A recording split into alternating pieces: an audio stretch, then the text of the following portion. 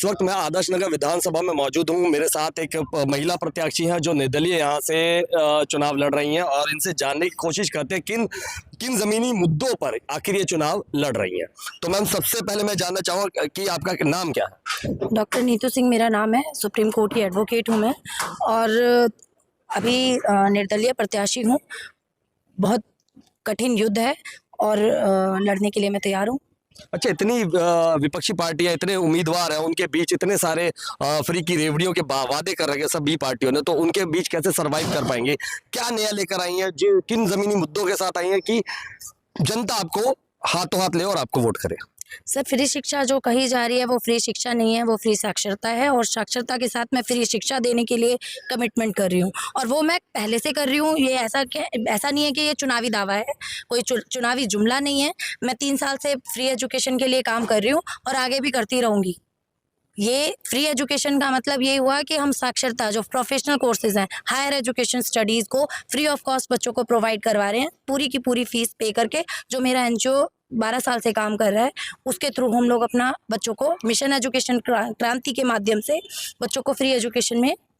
Ma'am, आपने free education की बात की। केजरीवाल सरकार ने भी एक वादा किया है कि अगर कोई SC ST OBC का जो कोई बच्चा हायर एजुकेशन के लिए अब्रॉड जाना चाहता है तो सरकार पूरी मदद करेगी। सर, EWS की स्कीम के बेनिफिट कितने % मिलते हैं सबको पता है, मगर मेरे पास कोई ऐसी स्कीम नहीं है कि मैं सिर्फ SC कास्ट के बच्चों को ही पढ़ाऊंगी। मैं ईच एंड एवरी बच्चा, जो बच्चा पढ़ना चाहता है, मैं सभी बच्चों को पढ़ने का वो मौका दूंगी कि वो डॉक्टर, इंजीनियर, वकील, लॉयर, कुछ भी बनना चाहे, जो भी वो बनना उसके मन में है, हम उसको वो पढ़ने के लिए सपोर्ट करेंगे। उसकी पूरी की पूरी 100% फीस पे करके उसको आगे बढ़ाएंगे। चलिए, शिक्षा के क्षेत्र में तो मैम आप काम करेंगे, लेकिन जो और जमीनी मुद्दे हैं इस विधानसभा के क्या है? सर, पीने का पानी सबसे बड़ी समस्या है, हर घर में खरीद के आ रहा है।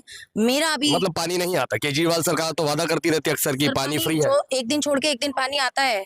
वो पानी किस तरह का आता है, पीने के योग्य तो नहीं है। कोई एक घर आप मेरे को बता दें जो खरीद के पानी नहीं पीता। पानी सब खरीद के पीते हैं, खरीद के पानी पिया जा रहा है आज हर घर में। तो वो जो समस्या है उसके समाधान के लिए अगर मैं सत्ता में आती हूँ तो उसका तो समाधान हम निकालेंगे ही, मगर अगर मैं उसके बावजूद 1 से 1.5 महीने की मेरी अपनी प्लानिंग है कि मैं 20 से ज़्यादा प्याऊ लगवाऊंगी अपने आदर्श नगर एरिया में। जो RO प्लांट होंगे जो इंस्टॉल कराने का मेरी कमिटमेंट है विद इन 1 मंथ। उसके अलावा भी बहुत सारे वादे किए हैं दिल्ली सरकार ने, जैसे सरकार तो बिजली ये फ्री, कहती है, और ऑलरेडी दे रही है। सरकार तो ये कहती है कि हम गलियां, रोड बना देंगे, नाले बना देंगे, मगर मैं नाले नहीं, मैं बच्चों का भविष्य बनाना चाहती हूँ। जो बच्चे पढ़ना चाहते हैं, 12वीं क्लास के बाद जो बच्चे पकोड़े बेचने की ठेली लगाने के लिए प्लान कर रहे हैं, उन लोगों के लिए मैं एक ऐसा रास्ता बता रही हूँ। ऐसे एक हमारी एनजीओ जो काम कर रही है एजुकेशन देने का, प्रोफेशनल एजुकेशन, तो वो वहाँ से अपना भविष्य बनाएंगे, नौकरी लेके कॉलेज से घर जाएंगे।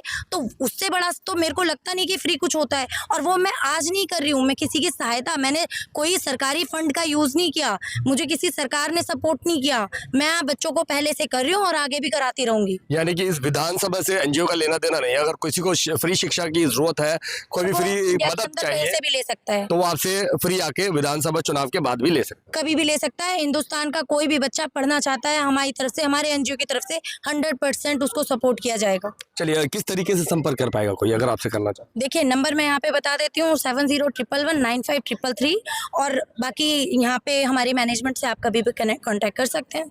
चलिए, ये एक उम्मीदवार प्रत्याशी थी जो बता रही हैं कि किस तरीके से किन ज़मीनी मुद्दों पर आखिर वो चुनाव लड़ रही हैं और क्या क्या जनता को देने वाली है। तो इसी बीच हमारे साथ एक शख्स और मौजूद है जो हरियाणा से यहाँ पहुँचे। इनका नाम फौजी है, तो जानने की कोशिश करेंगे आखिर इन्हें समर्थन करने यहाँ ये क्यों पहुँचे। सर, मैं सबसे पहले तो आपका धन्यवाद करना चाहूँगा कि आप साथियों ने जो अपना कीमती समय निकाल के हमारे बीच में आए, आपका मैं स्वागत भी करता हूँ और धन्यवाद भी करता हूँ। दोस्त, ऐसा है कि आप जानते हैं कि ये आदर्श नगर विधानसभा क्षेत्र है और ये विधानसभा जो है ये जनरल सीट है। इसमें एक महिला भी और जो रिजर्व कैटेगरी से आती है, उनका ये एक बहुत बड़ा कदम है। इस कदम को मैंने समझा और फिर मेरे दिल में एक जगह बनी और मैंने अपना कदम आगे बढ़ाया, क्यों ना मदद की जाए। एक पढ़ी लिखी महिला है, वकील है, डॉक्टर है, और पास्ट का अगर देखें तो इनकी जो एक एकेडमी है, एजुकेशन एकेडमी है, प्रगति कैरियर एकेडमी, उसको बहुत अच्छे ढंग से सुचारू रूप से चला रहे हैं। तो उन सब बातों को देखते हुए मैंने कदम आगे बढ़ा और आज आपके बीच में हूँ। और इनका सब्जेक्ट भी बड़ा क्लियर है, एजुकेशन को जैसे महत्व दे रही है, लेकिन मैं उससे अगर ऊपर बात करूं, जो कि मैंने अभी पूर्व में भी बोली है कि हेल्थ जो है, हेल्थ सेक्टर है, वो भी आदमी के जीवन के लिए एक बहुत महत्वपूर्ण सेक्टर है। एक हेल्थ सेक्टर, एक एजुकेशन सेक्टर।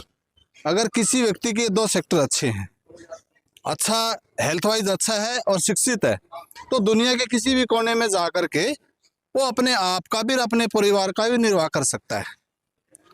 और जब आदमी खुद ठीक चलेगा, विकसित होगा, तो उसके साथ साथ अपने प्रदेश का, अपने देश का नाम कर सकता है और देश का विकास भी कर सकता है। तो उस एंगल से मैंने सोचा क्यों नहीं ऐसे व्यक्ति का जो निर्दलीय है, मैंने सभी साथियों से बातचीत की, उनको इनवाइट किया और इसी बीच में मैं आपके समक्ष आया हूँ। सर, मेरा एक सवाल है कि दिल्ली की जनता कई साल से, काफ़ी लंबे अरसे से फ्री के चक्कर में पड़ी है, तो दिल्ली की जनता को किस तरीके से समझा पाएंगे कि उनका फ्री में जो चीज़ें मिल रही है वो खाली उनसे उनका भला नहीं होने वाला, जबकि शिक्षा और स्वास्थ्य के क्षेत्र में काम करने से ऐसे लोग हैं जो ज़मीनी स्तर पर जनता के लिए कुछ करें, उनसे उनका लाभ होगा। दोस्त, आप जानते हैं कि जो चुनाव का माहौल होता है, जब ये इलेक्शन का पर्व आता है, तो ये लोगों को गुमराह करते हैं, लुभाने वादे करते हैं, आपको फ्री का ये देंगे। ये जो फ्री का देने का वादा करते हैं, जो दिखावा करते हैं, ढोंग करते हैं, ये सब गलत है। पहली बात तो ये बताइए, आप पढ़े लिखे बुद्धिजीवी व्यक्ति हैं, आगे फ्री का कहाँ से देंगे? जब इनकी सरकार बनती है, जो वित्त मंत्रालय है भारत सरकार का, उसमें ये देखते हैं कि इस मंत्रालय के अंदर कितना पैसा है, कितना फंड है। कांग्रेस के टाइम 55 लाख करोड़ रुपए माइनस में था, यानी कि लोन विदेश से लिया हुआ था, अकाउंट में कुछ नहीं था। उसके बाद मोदी सरकार आई, इसने आने के बाद लोन फिर विदेश में अप्लाई किया। अप्लाई करने के बाद आज जो देश की स्थिति है, 255 लाख करोड़ रुपया कर्जा है इस कंट्री के ऊपर। तो ये लोग विदेश से कर्जा लेते हैं और चुनाव के टाइम उसको एक रेवड़ी के रूप में आप कह सकते हैं, या एक लालच दे करके, जो कि इस कंट्री में गलत आदत है। क्यों नहीं ये शिक्षा को बढ़ावा दे रहे? क्यों नहीं इस देश को समृद्ध क्यों नहीं बना रहे? केवल और केवल वोट लेने के लिए और लोन लेने के लिए ये लोग आते हैं। आप जानते हैं कि इस कंट्री के अंदर जो सोर्स ऑफ इनकम है, रेलवे है, प्राइवेट हो गया, एयरपोर्ट है, प्राइवेट हो गया, एजुकेशन सेक्टर है, उसको देने जा रहे हैं।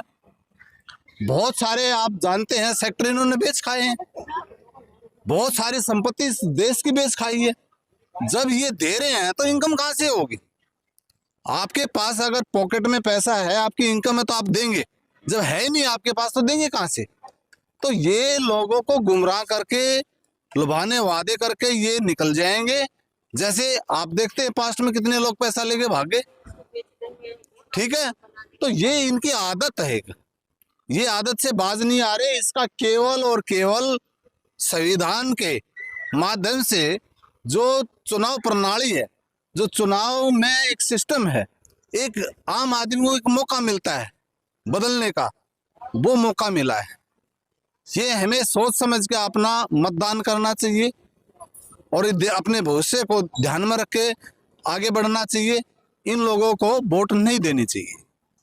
चलिए, तो ये थे फौजी साहब जिन्होंने अपनी राय रखी कि इन लोगों को वोट नहीं देना चाहिए। एक बार दोबारा प्रत्याशी के पास चलते हैं और जानने की कोशिश करते हैं कि चलते चलते जनता से क्या अपील करना चाहेंगे। अगर मेरे मुद्दों में थोड़ा भी दम है तो बैटरी टॉर्च पे मोहर लगाएं। बैटरी टॉर्च मेरा चुनाव का सिंबल है। इनका चुनाव चिन्ह है बैटरी टॉर्च। और नीतू सिंह को जिताएं, जिससे कि आपके देश में आपके बच्चों का भविष्य सुरक्षित हो सके। अपनी समस्याओं का समाधान निकल सके, ना कि हम किसी जुमलों में ना आए, किसी लुभावन में ना आए, किसी के लालच में ना पड़े। अपने देश के जो भी हम जिसको भी वोट करने जा रहे हैं उसका प्रीवियस पूरा रिकॉर्ड देखें, उनका प्रोफाइल चेक करें और उसके बाद एक डिसाइड करके अपना वोट दें। आपका वोट बहुत कीमती है। संविधान के बाबा साहेब ने हमें बहुत मुश्किल से, बहुत लड़के, बहुत मेहनत करके हमें ये अधिकार दिलाया है। ये वोट बहुत कीमती है, इसको सही जगह उपयोग करें।